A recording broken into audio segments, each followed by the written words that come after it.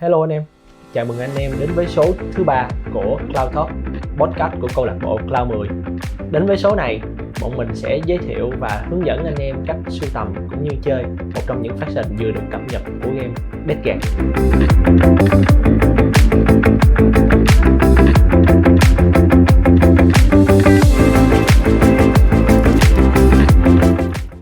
Đến với số thứ 3 này, bọn mình sẽ chào mừng khách mời, đó là anh Duy. Xin chào mọi người. Thì nếu mà anh em đã theo dõi số thứ nhất rồi, anh em sẽ biết là đúng là bọn mình đã có 2 khách mời đã tới với chung kết thế giới. Nhưng mà lúc khoảng thời gian đó hình như là anh Duy bận đi du lịch hay gì đó đúng không? Đúng rồi, đi Mỹ. Yeah. Nên là không có xuất hiện được. Thì anh trong clip đó mình có nói anh Danh là người đại diện thi đấu ở bộ môn iOS, nhưng mà bộ môn 40k thì đó là anh Duy của chúng ta. Thì nói sơ về anh Duy đi. Chung kết thế giới thì mình cũng đá qua nhẹ một chút, thì lúc mà anh đánh năm 2024 đi thì cái hành trình đánh như thế nào anh? Cảm giác ra biển lớn đánh như thế nào? Cảm giác biển lớn thì thật sự rất là thú vị. Mọi người đều có trình độ rất là cao. Và may mắn một chút xíu thì mình đã có kết quả là 4 trên 8 trận thắng. Yeah. Hình như là em nhớ là cái hành trình 8 trận của anh cũng đánh với một số anh em cũng khá là có tiếng trong cộng đồng đúng không? Đúng rồi. Và có một vài người, và trong đó có 2 trận thua. Một trận thua là với một người đó, một người đấy là một cái anh chàng người Thụy Điển. Và sau đó là cái anh ấy là top 5 thế giới. Và trận thua thứ hai nữa là một người trong team Ả Rập World. Thì với một cái thành tích như vậy thì anh em cũng có thể chắc cũng phải đoán được sơ rồi, nhưng mà mình sẽ nói thêm nữa là anh Duy là một trong những người chơi khá là lâu năm. Thì em nhớ không nhầm là anh chơi từ bản 8. Đúng rồi, từ giữa bản 8. Thì bộ sưu tập của anh Duy cũng khá là khủng, nhưng mà ở riêng bản 10 này thì em thấy chủ yếu là anh chơi tập trung vào Space Marine, cụ thể là Ultra và Deathguard, đúng không? Đúng rồi. Thì mình chơi Deathguard từ lúc mà nó có index rất là yếu cơ.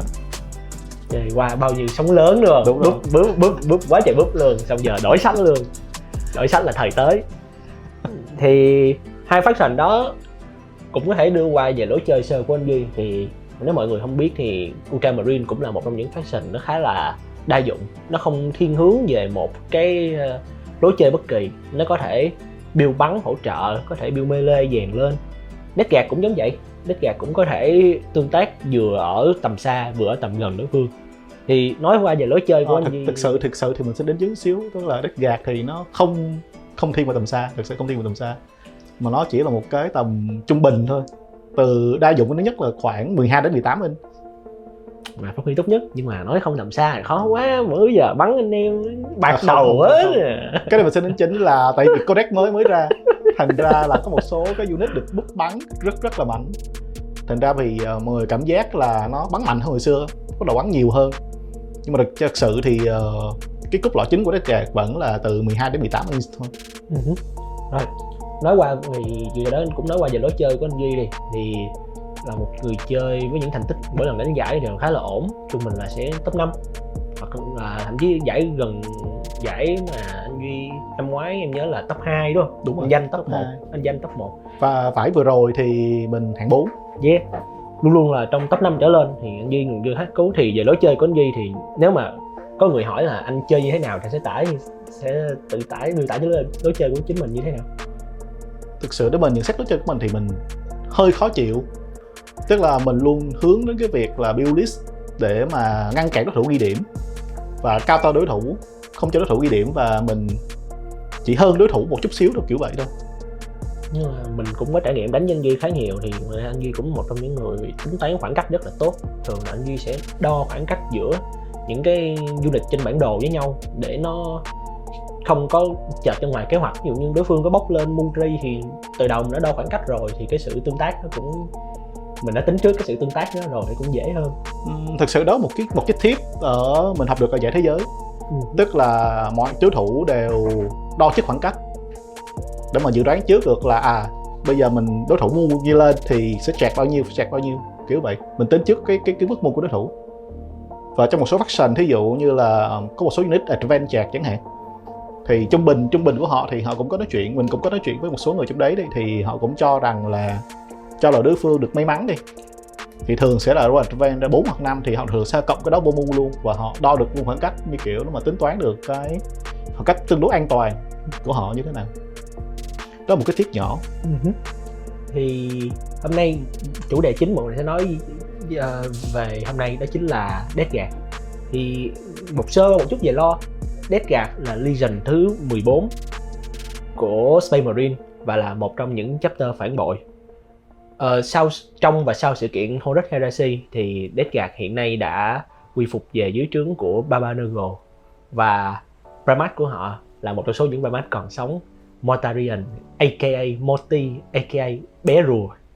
Thì trong lore, Deathguard nổi tiếng về khả năng lì đòn. Một trong những cái ban phước của họ đó chính là họ không chỉ lây bệnh mà là miễn nhiễm với bệnh dịch. Thì anh nghĩ là cái sự trâu bò đó nó có transfer tốt từ lore vô trong gameplay không? Một phần nào đó là có. Tại vì theo kiểu là Amiru của Deathguard thì nó có sẵn là trừ 1 tu hit, thì cũng tương đối làm cái giảm lặng được cái đam infuse vô trong Deathguard. Và thứ hai nữa là cái chỉ số toughness của Deathguard khá là cao hơn những các faction khác. Thì đó, mình thấy là cũng bản thân mình cảm nhận luôn, thì Deathguard là một trong những faction mà transfer rất là tốt từ lore vào trong game. Khi mà bạn chơi Deathguard, bạn sẽ thật sự cảm nhận được là những gì mình đang làm trên bàn nó khá giống những gì mình đọc trong sách hay là những gì mình nghe về faction Deathguard này.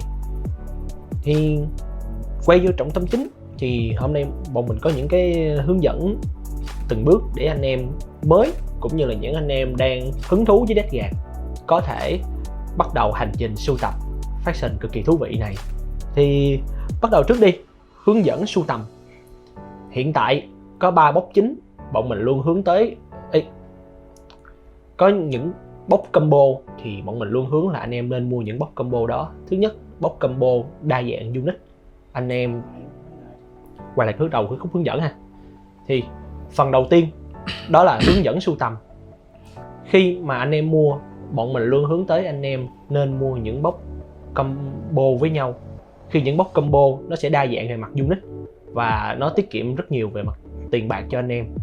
Thì hiện tại với Deathguard có 3 boss combo anh em có thể mua trên thị trường. Đầu tiên hết đó là boss Deathguard Battlefort Boss Walk Vector. Đây là một Battlefort vừa mới ra khi mà codex vừa rồi của Deathguard vừa được drop. Boss này khá là đa dạng và được đánh giá là một trong những BF khá là mạnh vừa tốt cho việc sưu tầm khi đa dạng unit. Những unit trong hộp mình sẽ có là Lord Box, 5 Termi Plylor, 7 Black Marine, 1 Drone, 1 Crawler và 1 Fly Howler. Đó là một chuỗi các unit khá là ổn. Thì anh Duy nghĩ sao về những unit có trong box này? Thực sự nếu một người mình bắt đầu mình build Deathguard thì box này rất là tốt. Có đầy đủ những cái unit mà cơ bản cần thiết để mà bắt đầu với army này. Có luôn cả Fly Howler để mà anti-tăng, anti-monster ví dụ vậy. Có luôn cả xe tăng khá là trâu. Có luôn cả drone, một unit rất là tốt luôn. Hiện tại thì box này vừa mới ra, thành ra là về lý là vẫn có thể tìm được ở các shop. Thì theo anh Duy, nếu mà em giả dụ như em có khả năng về mặt tiền bạc đi, mặt tài chính đi, thì cái box này có xứng đáng để em ví dụ như em mua 2 hoặc là 3 box không? Dạ, hiển nhiên. Nhưng 3 box là hiển nhiên. Yeah. Nhưng mà có vẻ là con slot of box thì có vẻ sẽ hơi dư tí xíu. Còn những đứa còn lại thì chắc chắn là sẽ có hội dùng. Dạ. Thì thực sự về dạng mà build list thì có rất là nhiều cái kiểu build và hoàn toàn có thể dùng 3 drone, 3 fly hauler hoặc là 3 xe tăng. Nếu mà các bạn không biết thì giá trị của cái box này nếu mà so với việc mua lẻ, các bạn sẽ tiết kiệm đâu đó được khoảng 29%. Và như anh Duy vừa nói, những cái unit này thứ nhất là nó không phải là Epic Hero, thì nếu anh em mới chơi chứ không biết thì những cái con có Epic Hero là những con mà không thể có quá nhiều, có nhiều hơn một, đúng rồi, trong một chỉ một thôi. Thì toàn bộ những unit này đều có thể đem unit nhân 2, nhân 3, thậm chí là Fly Howler em nhớ là một unit là 2 con lận, đúng không? Đúng rồi. Thì thậm chí là một vài unit cũng có thể mua nhiều lần nữa, đó là box khá là giá trị. Rồi, nhưng mà Battlefort thì nó theo mùa, và theo mùa thì thường sẽ không còn nữa. Thì cái box thứ hai anh em có thể nhắm tới đó là Combat Patrol. Thì hiện tại Combat Patrol Deathguard chia làm 2, một cái là cũ nhưng mà anh em vẫn có thể tới một vài shop chắc là vẫn còn trữ, hoặc là nếu mà anh em lướt trên các sàn thương mại điện tử thì mình nghĩ là vẫn sẽ còn. Thì với cái box Combat Patrol Death cũ, nó sẽ bao gồm một Typhus, một Biologus, 7 Black Marine và 30 box Worker. Thì với cái box như vậy thì anh Duy đánh giá sao về cái độ giá trị của cái độ value của cái box này? Box đó thực sự đối với anh là box đáng mua nhất. Đáng mua nhất. Tại vì Codex đã ra và đã book cho những unit trong đấy rất là nhiều.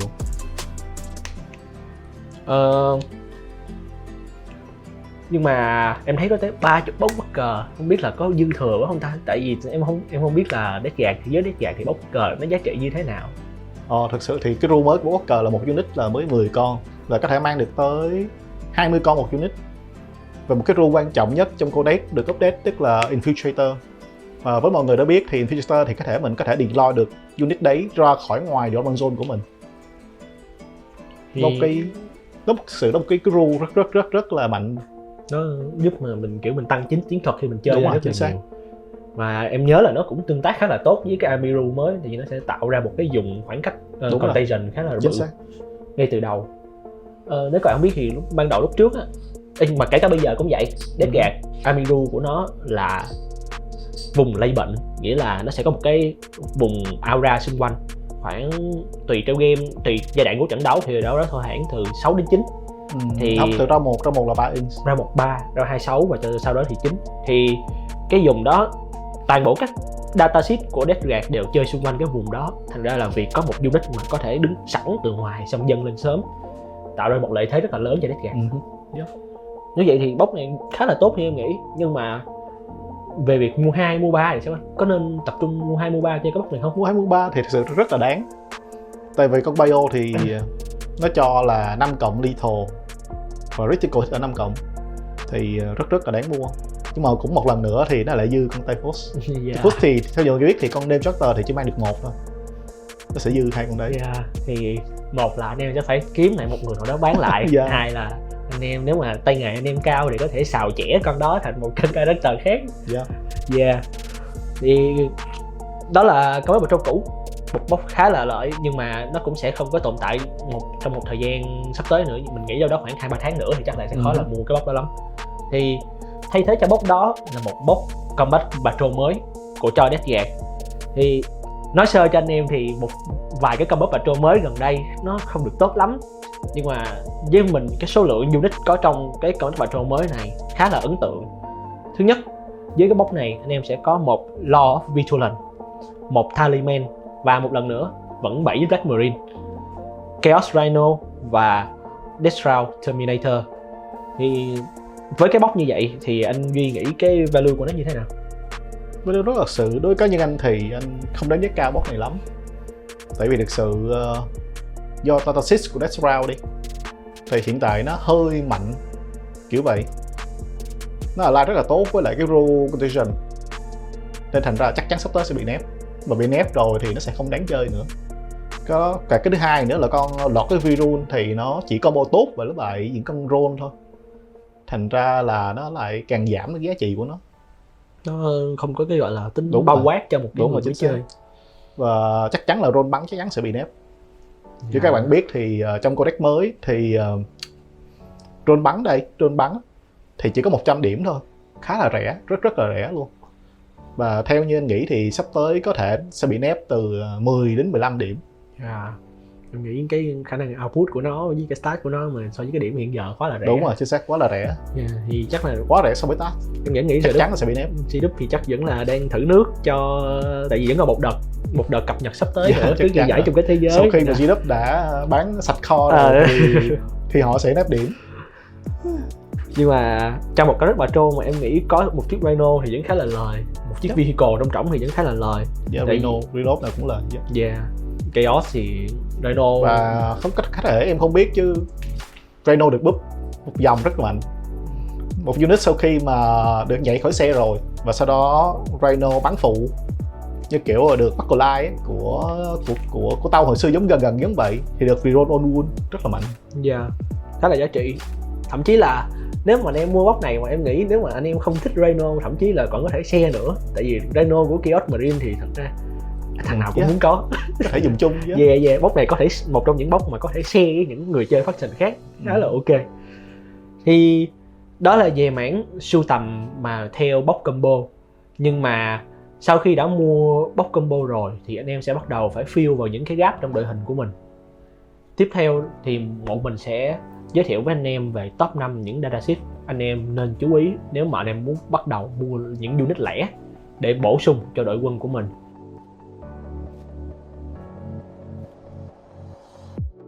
Với top 5 những unit này thì ưu tiên của bọn mình đó là unit thứ nhất, nó phải có độ hiệu quả cao, nghĩa là trong tương lai xa kể cả khi nó bị ảnh hưởng gì đó thì khả năng sử dụng của nó cũng tốt. Cái thứ hai là phải dễ mua, nó không thể nào là một unit limited hay là chỉ ra một lần hay gì đó, rất là khó. Thì top 5 này, trước khi vô top 5 thì bọn mình có một cái gọi là hạng vinh danh, là chắc chắn là nếu mà người mới thì kêu mua thì hơi khó, nhưng mà là một người chơi Chaos Lore thì anh em biết rồi, Chaos nói chung luôn luôn muốn sở hữu Primarch của faction của chính mình. Thì Primarch như mình có giới thiệu sơ về đầu tiên, Primarch của faction Deathguard đó chính là Mortarion.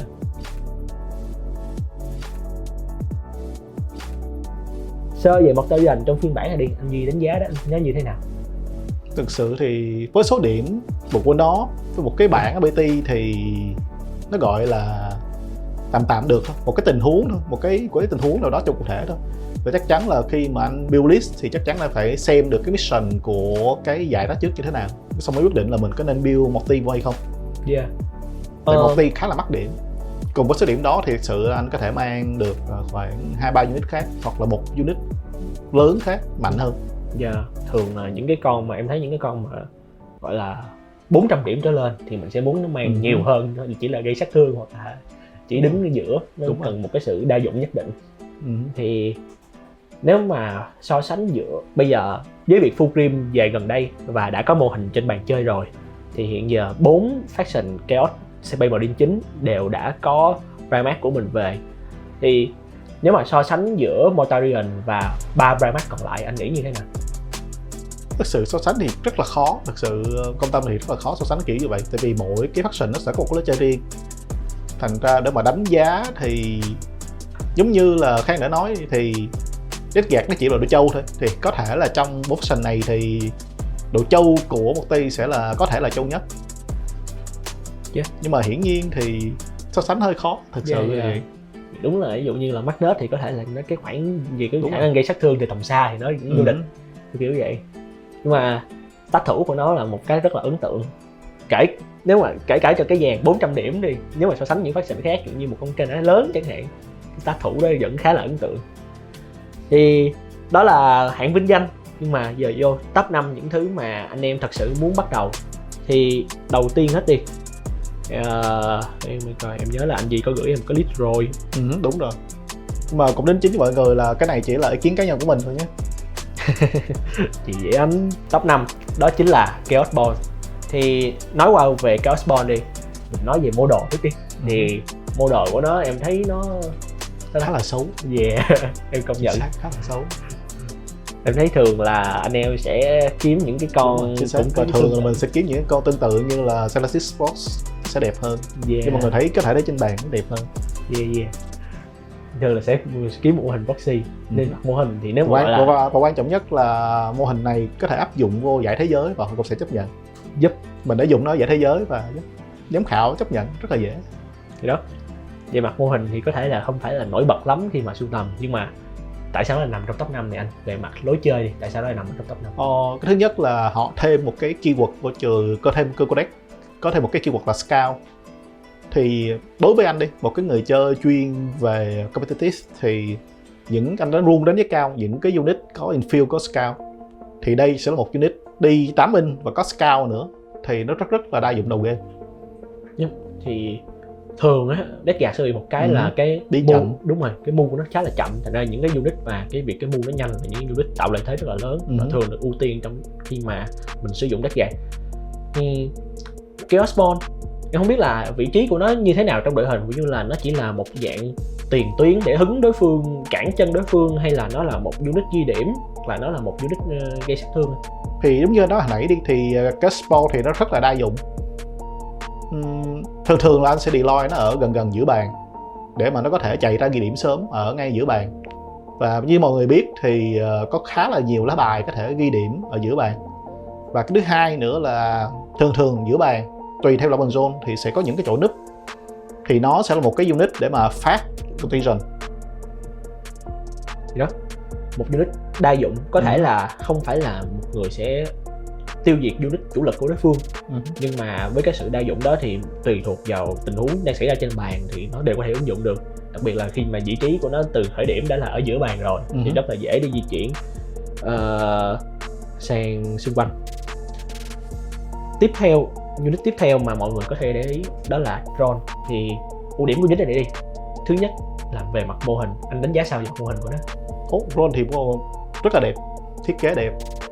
Và như mọi người cũng biết thì trong bản codex mới thì drone nó đã tách ra 2 transit khác nhau. Như bản codex cũ thì mọi người chỉ có thể mang được 3 con drone thôi, nhưng mà trong codex mới thì mọi người có thể mang được 6 con drone. Cái option khi bạn build cái unit này lúc trước là bạn phải phân dân giữa việc là chọn vũ khí tầm melee hay là vũ khí shooting, còn bây giờ bạn hoàn toàn có thể mua nhiều con drone cùng một lúc và lắp cả hai thế, tại vì nó đều sử dụng được 6 con drone. Mình rất là thích list 6 drone nha. Đồng thời là nãy em nhớ là BS cũng có unit này đúng không? Battleford hiện đang bán của unit này, thành ra là đó là lý do mình kêu cái Battleford hiện tại khá là lợi tức. Về mặt trong game thì sao anh, mình nói trước về con drone. Em thấy anh đánh giá là drone máy cày là ở top 4, nghĩa là nó dưới cơ drone bắn một chút. Nếu mà thực sự nếu bạn mang drone máy cày với drone flamer là chung, đối với cá nhân anh thì em sẽ mang drone flamer. Vậy là top 3, top 4 này nó ngang ngửa nhau. Tại vì nó có con drone đấy, nó sẽ có một cái dòng AT rất là mạnh là được full back shoot và chạc, là con drone melee. Thì em nhớ là nó đi 10. Đúng rồi, đi 10, nó fly và nó full back shoot chạc. Gần như là không thể giữ chân nó được vì nó còn sống. Nó bị giảm stat không ta? Không, tách như cũ. Nghĩa là cái độ hiệu quả của nó luôn, nó còn máu là cái độ hiệu quả nó vẫn còn. Đúng, chính xác. Không thể bị giữ chân nó lại. Chưa kể là như mình đã nói lúc trước, cái contingent run xung quanh unit khá là quan trọng. Do đó một cái unit đi nhanh và không thể bị giữ chân như vậy sẽ ảnh hưởng trận đấu rất là nhiều. Cái stat thủ của nó cũng không phải là tệ, em nhớ là T9 đúng không? Nó là Marine nên thành ra nó space stats của nó là sale ở 3 cộng. Đây là cũng và bên cạnh đó nó cũng có 5 cộng invuln. Nhưng cũng không phải là muốn là diệt nó được liền. Chính xác. Đó là khó chịu. Đó là về con drone melee. Còn con drone shooting thế nào? Em nhớ là unit này là thấy bữa giờ là khắp các mặt báo là bị than phiền. Đúng rồi, chính xác. Theo như các bạn biết thì con drone shooting hồi index thì chỉ số stat của nó chỉ là 822 thôi. Lúc đó anh cũng đã mang rồi. Và bây giờ nó còn búp mạnh hơn nữa. Búp mạnh đến mức mà gọi là anh bất ngờ, gọi là không hiểu tại sao họ lại búp quá nhiều như vậy mà chỉ tăng có 10 điểm thôi. Mình biết một số anh em chơi IG Imperial Gore than phiền là tại sao con này bắn còn ghê hơn là một chiếc Lehman Russ bắn nữa. Thành ra khá là khó chịu. Thì đó là top. Và nó align rất là mạnh với lại Lord of Virun. Các bạn biết thì Lord of Virun khi mà được trong shooting phase và được chỉ một unit trong 30 inch thì những con drone bắn đó có thể được reroll all hit. Gần như là hoàn hảo, một data sheet mà shooting hoàn hảo, và hoàn hảo nhất là hiện tại điểm nó rất là rẻ. Rất là rẻ, chính xác. Và có thêm cả súng plus nữa. D6 cộng 2 plus rất là mạnh. Đó là top 4 và top 3, top 4 của mình. Thì top 2, mình tới top 2 thì top 2 những unit cần mua đó là Black Marine.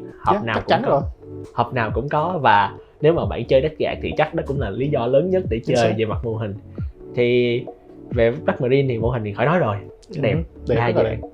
Trời, chưa kể là em thấy là box thường thì bán 7, nhưng mà em nhớ là nếu mua 10 thì có thể mua thêm 3 con đặc biệt hay gì đó. Không, nó chỉ con Le Champion, những con kiểu là Surgeon thôi. Và mình có thể kit thêm để cho thành những con mà tractor như kiểu là cầm thêm những cái icon. Em nghĩ về mặt model thì đó cũng là một điểm lợi thế của deck gạt nha. Nó kiểu như là nó hoen rỉ, thành ra là mình muốn chế cháo như thế nào thì nó vẫn sẽ đẹp. Theo em là vậy. Thì đó là về mặt model. Còn về mặt chơi trên bàn, lối chơi của nó như thế nào anh? Thì thực sự thì vẫn như cũ thôi. Thì Black Marine hiện tại cũng mua rất là chậm. Nhưng mà G-Dub cũng đã có búp lên 1 tấc nữa là từ tấc 5 lên tấc 6. Và anh nghĩ là có lý do chính làm cho nó mạnh là tấc 6. Cái threshold đó rất là khó. Đúng rồi, chính xác. Một số vũ khí mà chuyên dụng hợp với nó thì em nghĩ cái strength đều dưới mức tấp để bắn, hiện tại bắn giờ rất là khó vô đam. Chính xác. Về mặt gây sát thương thì sao, hay là nó chỉ có cái độ trâu bò của nó vậy thôi? Không, thì hiển nhiên về Codex khi đã búp những cái nó align với nhau, tức là do nó búp Rhino, do nó búp Drone, do nó búp những cái phần về PO, những con vậy. Xong rồi Codex mới ra cũng có những cái gem để mà được búp cho shooting. Thành ra là Flame hiện tại rất là mạnh. Về cái độ sát thương của nó thì mình có trải nghiệm với anh Duy một vài trận đấu rồi thì khá là khủng. Nên bạn biết là một unit mà nếu mà có thể chay tới 1 hoặc 2 unit của đối phương đã là khủng lắm rồi. Mà với cái unit Flame Print này, với cái lượng sát thương của nó gây ra thì nó hoàn toàn có thể gây ra, nó có thể target nhiều unit cùng lúc và khả năng cao là sẽ chết luôn unit đó. Thì không biết là nếu mà mình nói vậy thôi, nhưng mà không biết là unit này nếu mà gây đam thì nó chuyện là gây đam ở tầm xa hay là tầm gần? Cái rank trung bình của nó sẽ là từ 12 đến 18 inch. Nó sẽ mạnh nhất trong khoảng đấy. Giả dụ như là em bị tag vô trong melee đi thì nó còn có độ hiệu quả của nó không? Tag trong melee thì hiển nhiên còn độ hiệu quả của nó rồi. Thì thường là sẽ build theo kiểu là 10 con, sẽ có 4 con melee trong đó. Là đánh khoảng cỡ 12 đòn và 2 đòn 8-22, có lethal. Và nhất là gần như lúc nào cũng sẽ có Biolist. Biolist thì sẽ critical ở 5 cộng. Thì kể cả khi bị dướng chân trong melee thì vẫn có cơ hội thoát ra trả đam lại được. Chính xác. Một unit khá là khỏe. Về mặt gây sát thương thì kiểu em nghĩ cũng là core unit của cuốn sách này ha. Nhưng mà là core unit là phải có rồi. Một unit iconic như vậy vẫn chỉ là top 2 thì với top 1 tại sao Boxwalker mà em nghĩ là chỉ là những cái con bé xíu nhỏ tầm thường nhỏ xíu lại là vị trí top 1 này? Thực sự thì thứ nhất là nó quá rẻ điểm. Thứ hai nữa là như anh nói hồi nãy, nó có rule infill. Nhưng mà người biết thì một cái bàn chơi của mình sẽ rất là nhiều terrain trên đấy.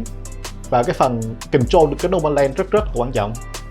Và việc mà mình infill trước, mình lo trước một unit ở vị trí chiến lược, đó là một cái cách để mà vừa tấn công vừa phòng thủ. Và thêm nữa là một unit của nó chỉ có 10 con thôi, nên sự khá là khó để giết đó nha.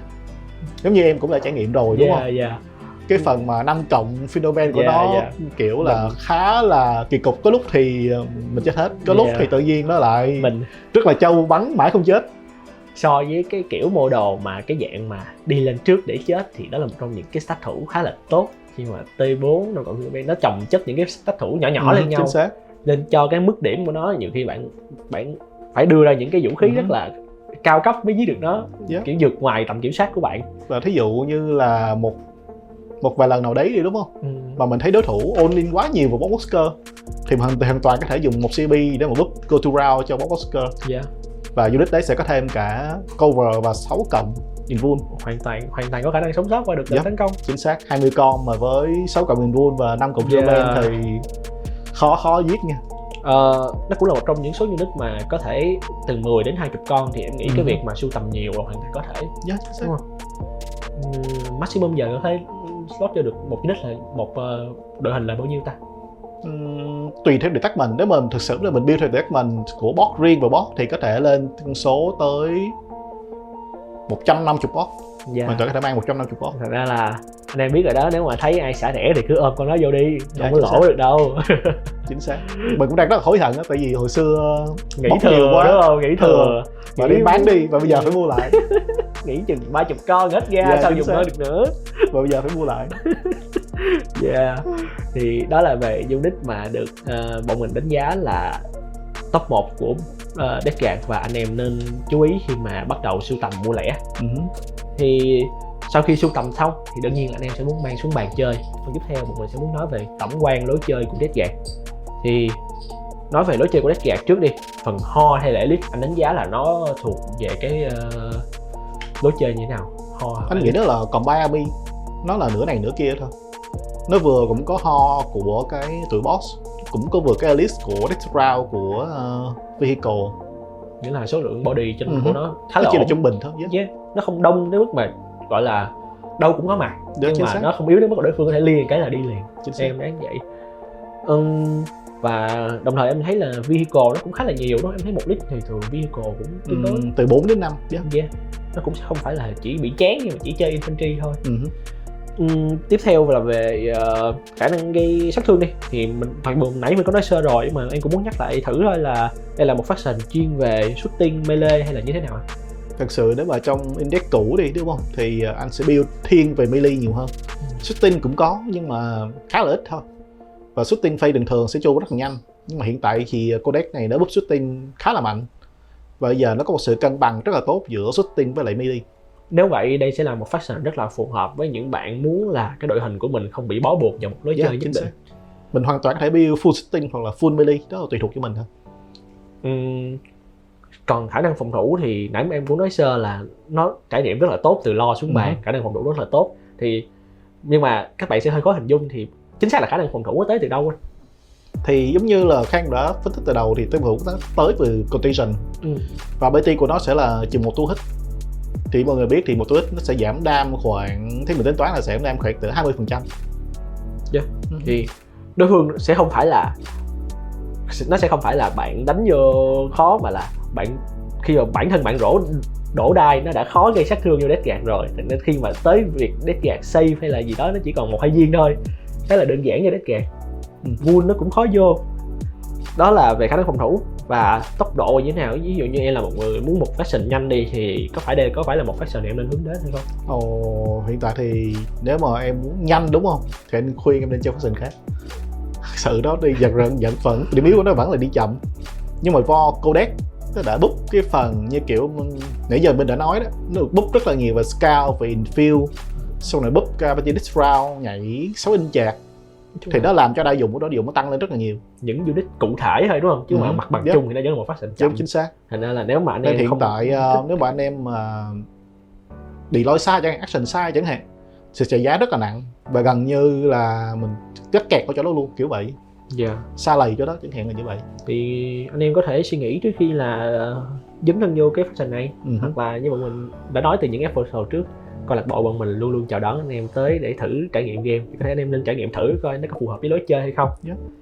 Thì đó là về lối chơi của Deathguard. Sơ một chút về lối chơi Deathguard. Thì nếu là người mới, có thể là anh em sẽ phân vân là mình nên chơi những cái gì, và nhiều khi là mình lại không biết bắt đầu một cái list như thế nào. Thì ở đây bọn mình có một cái list mẫu cho anh em. Thì với cái list mẫu này có thể là một cái list mà anh em hướng tới khi mà anh em mới bắt đầu chơi, như anh em có thể cầm ra bàn chơi liền luôn. Thì nhưng mà mình có một cái lưu ý nhỏ về cái list này, thì đó là sắp tới gần đây sẽ có một bản cập nhật. Một tháng kể từ lúc video này ra sẽ có một bản cập nhật, thì có thể là sẽ có thay đổi về mặt điểm số, thì có thể là một vài unit sẽ phải bỏ đi trong cái list này. Nhưng mà nhìn chung thì em nghĩ nó bị list ổn. Và thì chắc chắn nó sẽ bị lên điểm, tại vì hiện tại Deathguard hơi mạnh. Thì nếu mà với cái list mẫu này thì cách vận hành vô trận đấu như thế nào anh? Chắc là trận đấu thì vẫn là giữ memory thôi, giữ memory và clear hết đối thủ, cái đó có thể. Tại vì list này thật sự về mặt damage output thì rất là mạnh. Nếu mà em chơi một list này mà gọi là em người mới chơi đi, thì có những unit nào mà em nên gọi là nếu mà các bạn bắt đầu chơi rồi, bạn sẽ biết có một cái cơ chế đó là giấu lên trời, gọi là deep strike hoặc là reserve.